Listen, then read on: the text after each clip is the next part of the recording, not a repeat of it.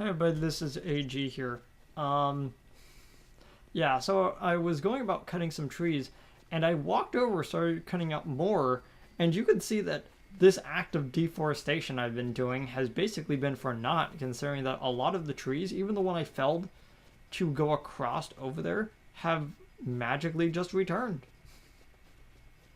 Like, all you have to do is get a little bit out of the range of the tree, and it basically just resets if it's, quote, an important tree. Because um, the ones that I've been cutting down are important to cross over at the early stages, so it's got like this almost like player perseverance sort of thing going on.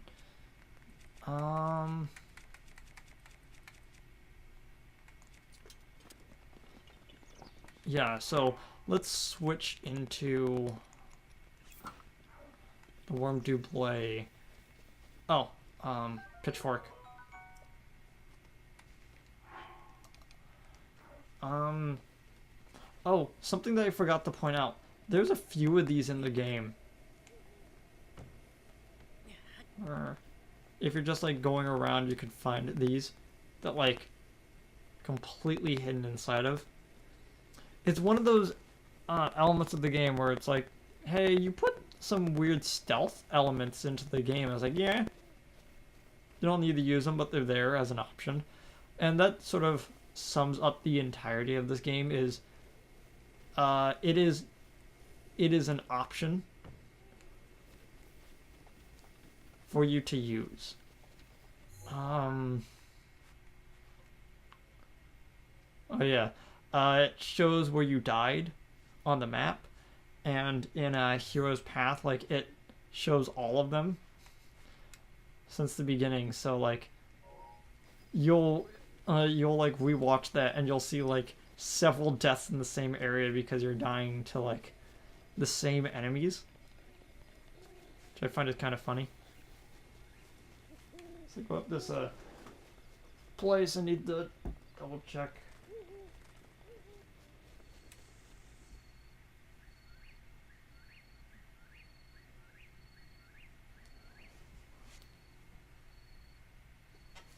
Yeah.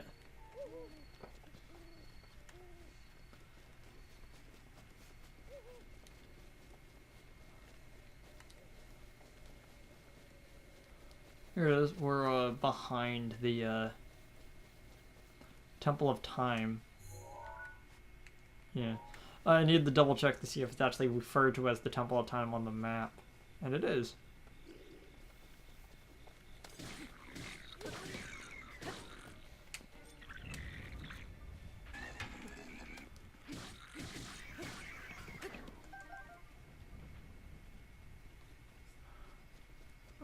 Looks like that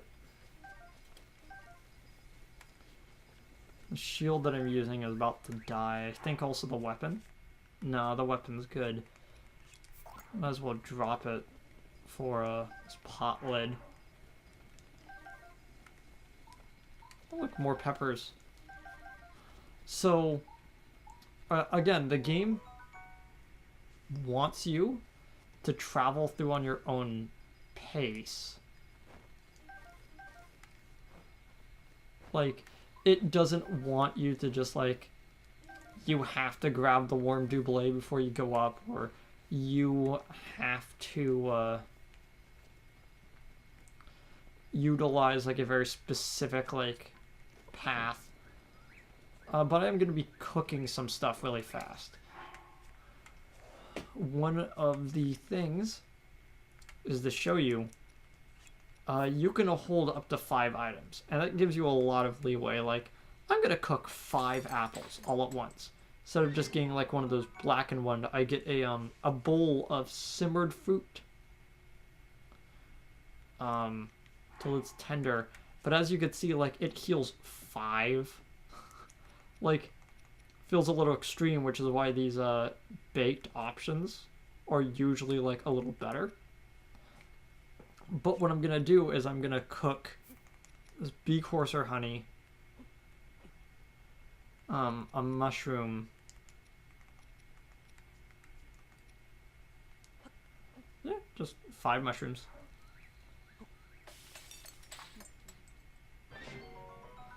Like, look how much that heals you and how much, like, stamina it recovers. Like, you get to the point where, like...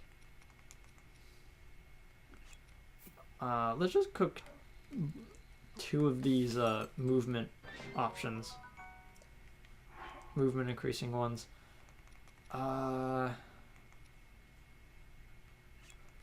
Elixir. Let's cook 3. A tooth because it's higher quality. And let's just throw in a spicy pepper.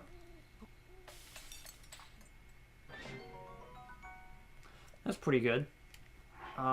That effectively can get you all the way to where you need to go, which I might as well show now since I'm going through the area to get to here. More peppers, like, just to show you, like, there is an actual, like,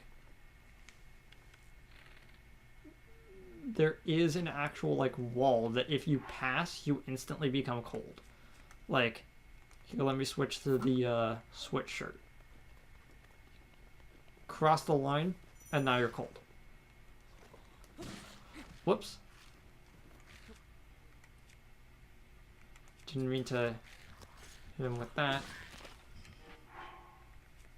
As you can see, my character model is kind of cold, and I could use one of the food options that, like, reduces the impact of cold. Or I could put on the Warm Doublet that gives me the same thing. If I were to actually take one of these now, like this lesser one, I don't really care about. Like, it will stack onto it. The full bar showing permanent ones through outfit, and the blinking one being temporary ones that are given through the potion. So now I could basically travel as long and far as I want. And even the most cold environments with those two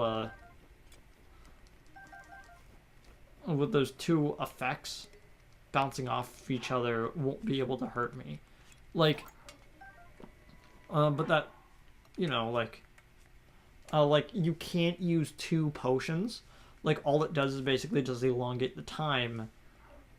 The only way to do it is to have different outfits, effectively. Gonna drop this to pick up the axe.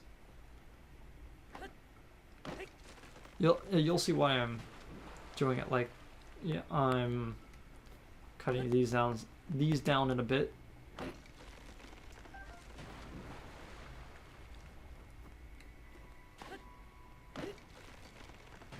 Those didn't give me a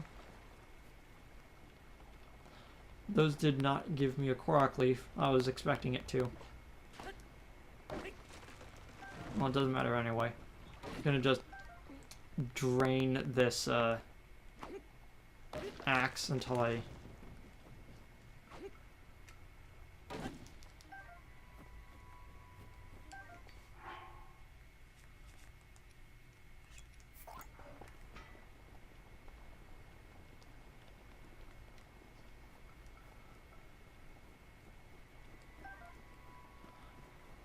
Oh, there it is. There's one over here by the...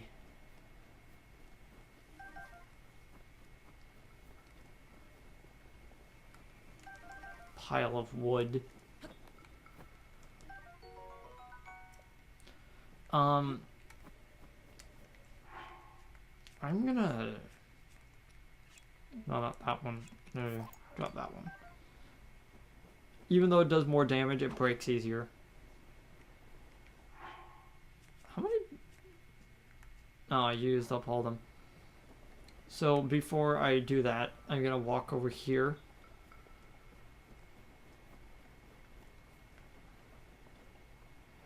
And agitate some enemies. Looks like that they're not showing up. Oh well. Like when you play this game long enough, there comes a point where you basically just walk around with either magnet or another ability you get later, like permanently like on. So you can double check to see if there's anything that you need to do. I forgot to grab this chest over here. I always do that.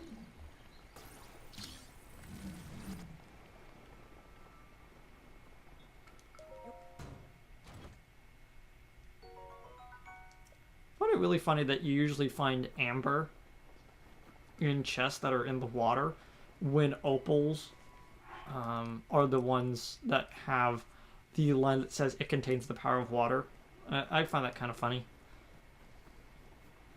So, because we fell the large log right there, we can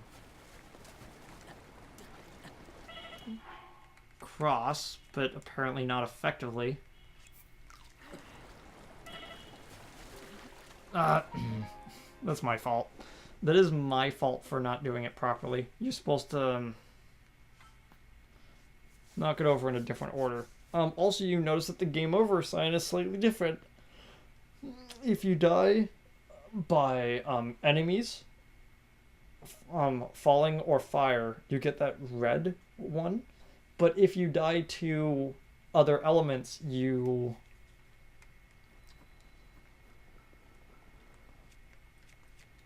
you die to those elements, the game over sign is slightly different at that point.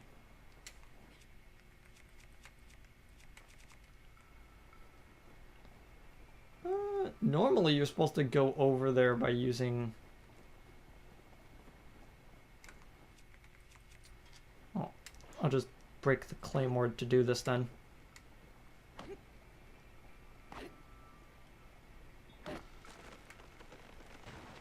Korok leaf. I already have one.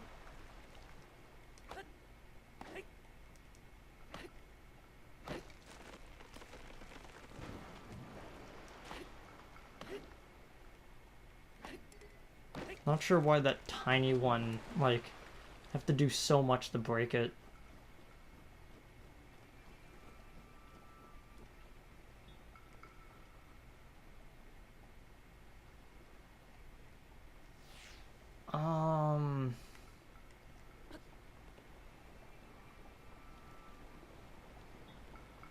Don't want to...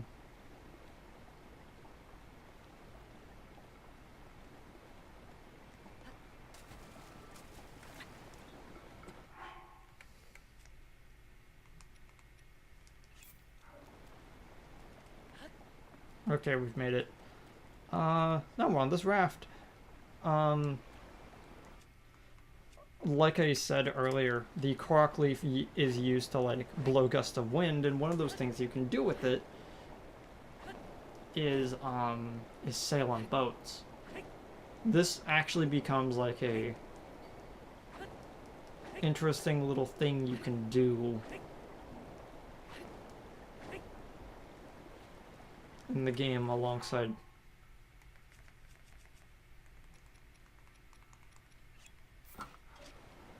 So these are ice choo-choos. When they blow up, they release a cloud of ice, but they also drop white choo-choo jelly. So much like the red choo-choo jellies that I made earlier by lighting them on fire, you can effectively make these ones by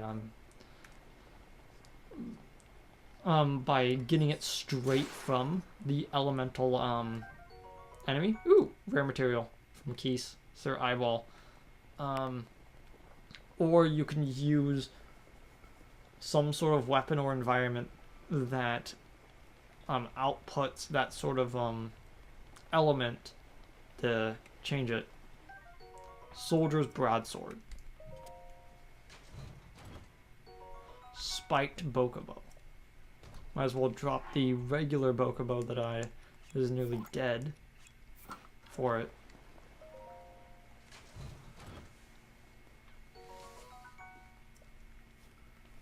Craftsmanship is sloppy. Yeah.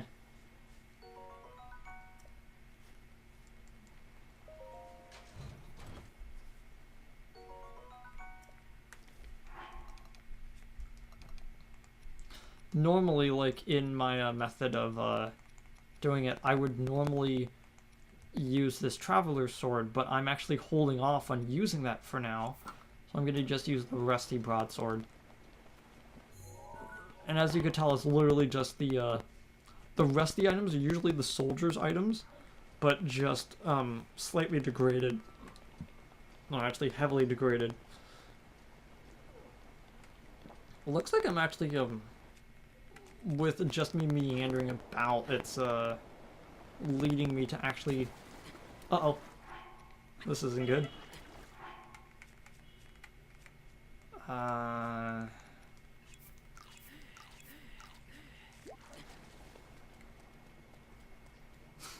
Whoops. It's my fault. I'm gonna eat fish. Got it.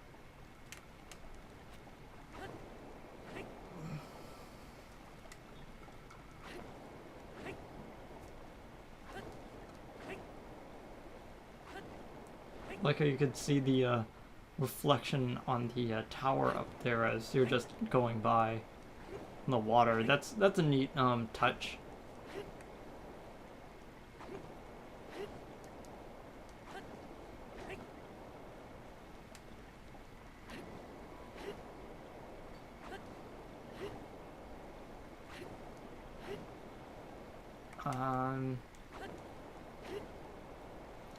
Could go to that area really quickly.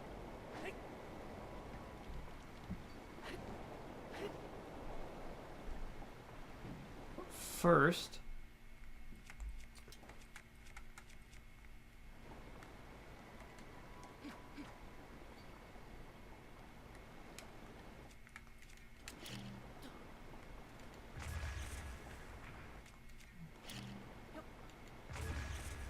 there we go.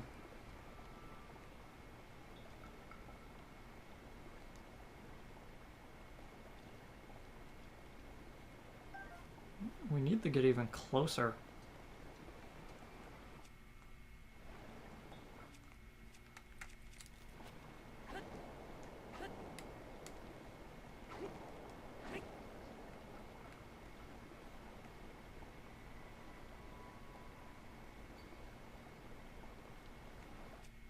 Doesn't look like it's gonna let me. Oh well. I guess we'll come back to that. I guess we are going to this one first. Then the other one.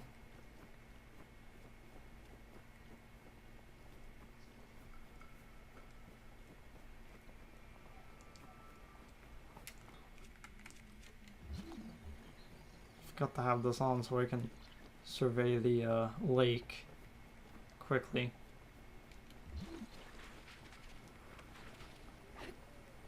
So normally what I do is I wait for them to jump. That way they don't have an ice aura, but they're slightly more defensive. Or just use an arrow to hit them right in the eye, like that. That's usually the best way to take out enemies that have elemental abilities like that, is they either hit them from range or wait for them to actually attack, meaning that they expel their attack before they can actually like use it on you.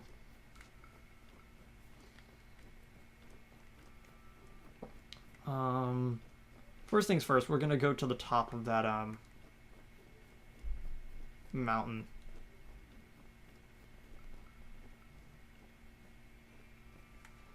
Yeah. Mount Hylia.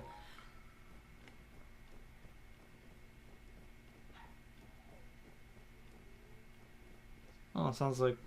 Heard a noise from downstairs. I'm...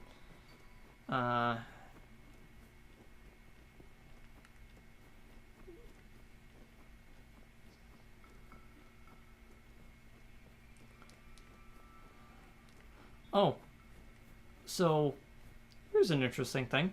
So this ring of rocks, you could actually see them from the map. So they're actually very easy to spot. And this one's kind of easy. The rock's just right here. And then you're supposed to go over and fill the hole.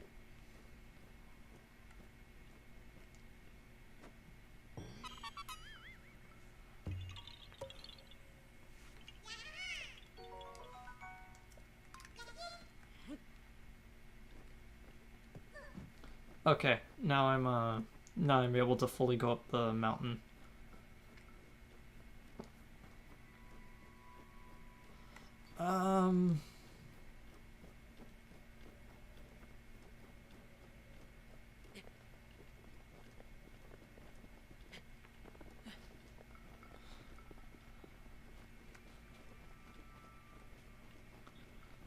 Yeah, so think about this. You're a person who doesn't do cooking because you don't really know how it works.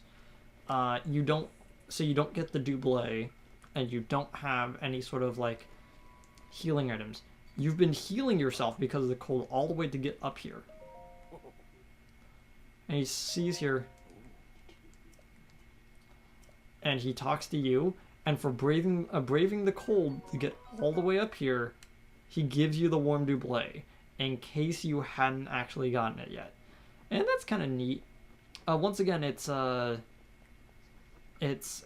moment of the game in which they are directly saying that there are multiple ways to complete certain puzzles. I'm going to show the shield surfing a little bit better here, because that was a lot better of a first demonstration of it to show how it works.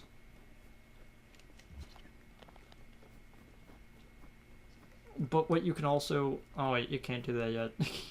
I was going to show something off and I'm like, oh yeah, you can't do that yet.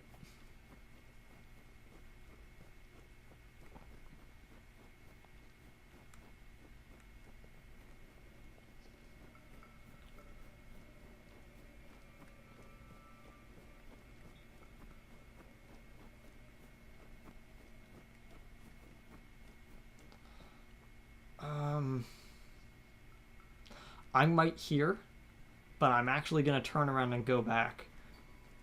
There's...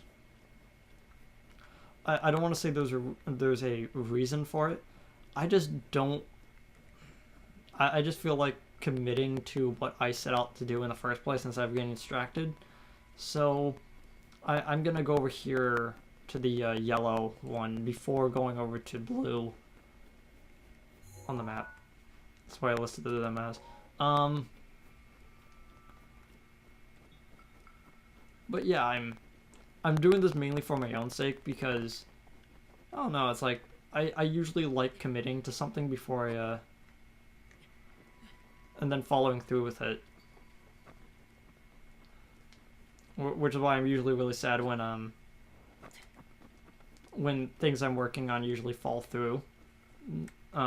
Usually by my own... Usually by me messing it up. But on that sort of note, I'm trying to get the podcast that I was doing like 6 months ago back up and running. Oh, look, another one. So I can start working on that one. The problem is that me and IJ just didn't have congruent schedules while I was working, and now that we actually have a little bit of time to do it, we might as well start that back up. I'm still thinking about adding some stuff to it to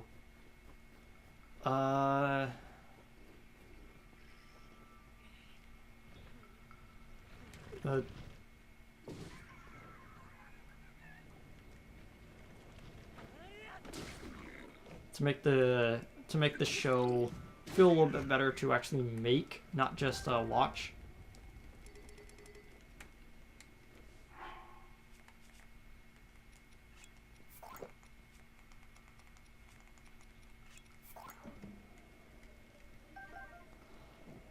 Whoops. I just don't want those lighting on fire accidentally. Yeah, so I'm gonna be working with my editor Flash to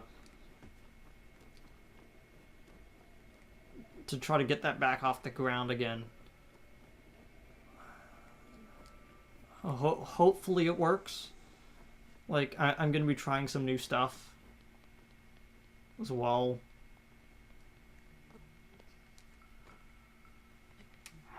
When did I get damaged?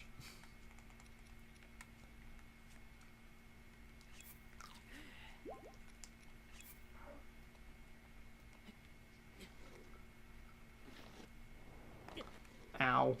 Ow.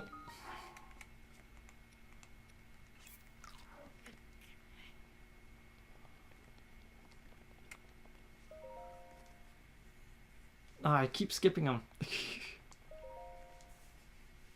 Just stop doing that. Oh, it's talking about the quagmires that I pointed out earlier. Well, I'm down to my last fish stick. Aww.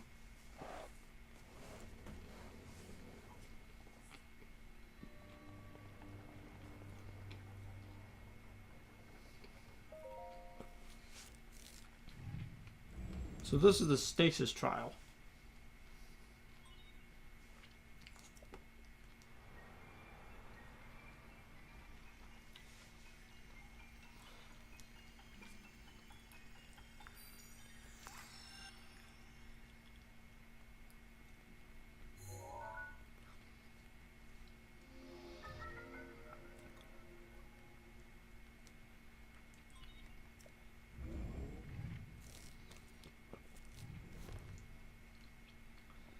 So stasis is a neat little ability that lets you stop the movement of items.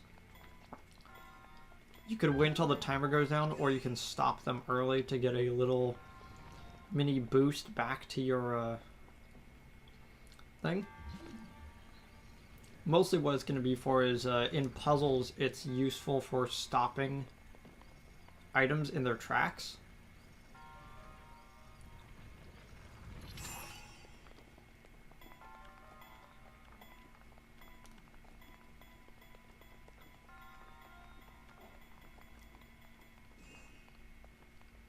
Huh, I thought I was actually going to get hit by the boulder coming down. Ah, Traveler's Shield. A lot better and more man-made than these ones.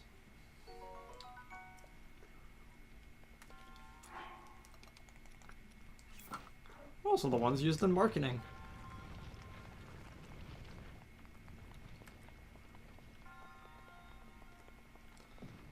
So get rid of the Korok leaf for this. The iron sledgehammer. Useful, they are a mining tool. You could use this to like hit rocks and stuff to like break apart so you can get minerals from them. But you could also use it to hit items while in stasis to kind of move them out of the way. Not just with the hammer, but like other items as well. It's just the hammer puts a lot more emphasis into the actual hit.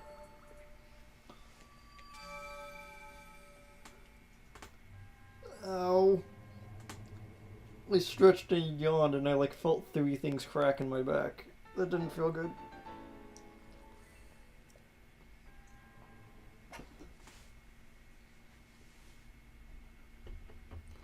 Monsters on the lookout and watchtowers will sound the alarm if they spot you.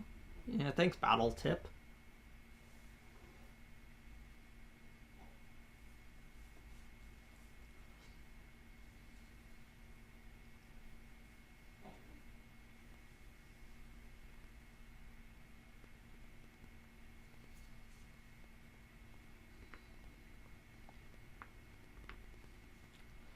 Ow, that popped up on the on a little mixer right there. Doesn't sound good. Much like the other ones, there's a little thing you could do after the shrine to like a little reward for paying attention.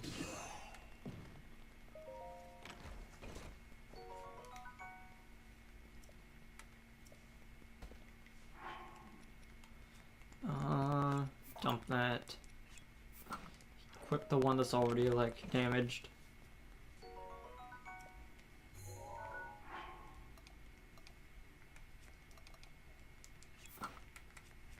Yeah, so the two things you kind of want to always have on you is a torch, sledgehammer, and if you have space, a korok leaf, because those can always come in handy.